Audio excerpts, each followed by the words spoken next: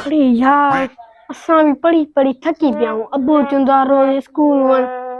एॾो भार थेले में केरु खणे। दिल करे स्कूल न वञा, भॼी वञा काथे। पर अबो चवंदो आहे 24 कलाक तूं पढ़, वॾो कोई मिनिस्टर थींदुमि।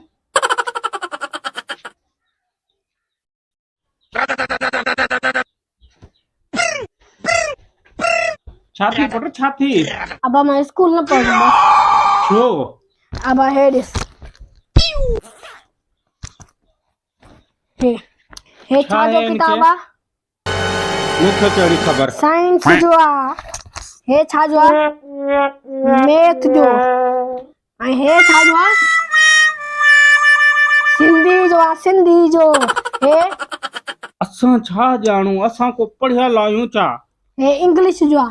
हाँ पो अब हाणे मूंखे ॿुधा, हे हिननि सॼिनि जा हिकु हिकु किताब जो हिकु हिकु उस्ताद आ। हाँ पो हाणे ॿुधा मां त केॾो ज़ुल्म थींदो आ। छा मां तोखे हिकु उस्ताद रखी ॾियां? अब हाणे तूं कानून असां लाइ न ठहियल जा भला। उहे उस्ताद हिकु किताब पढ़ाइनि, मां हे 12 किताब पढ़ाई, मां ते कानून आ हाणे। यार तू पढ़दे त को डॉक्टरो थींदे, को वकीलड़ो थींदे, बाक़ी ईअं तू घर वेही छा कंदे?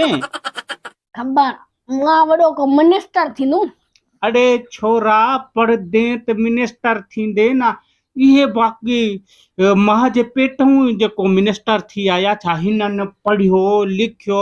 अड़े असांजो हाल ॾिसे थो, न पढ़ियासीं न लिखियासीं, बसि ईअं भंग जो डंडो कूट कुटां घोट घोटां घोट घोटां सॼो ॾींहुं इहो लॻो पियो आहे। पढ़दे त कुझु थींदो न। हाणे मूंखे तूं हिकु उस्ताद चओ, उस्ताद खे चऊं मूंखे हिकु किताब पढ़ाए, न त मां बि घर छॾे हलियो वेंदुमि। पुट न करना, पढ़ पढ़। अबा तूं मूंखे वज़ीर आला खे चऊं न त मवालियुनि जी बला हलती।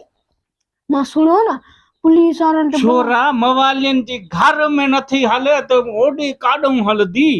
हिते तोखे ख़बर आहे त हिकु वठींदी आहे, ॿी कुटींदी आहे, सॼो ॾींहुं मुंहिंजो तूं ॾिसे थो, बाक़ी बला वज़ीर आज़म ॾिसंदो।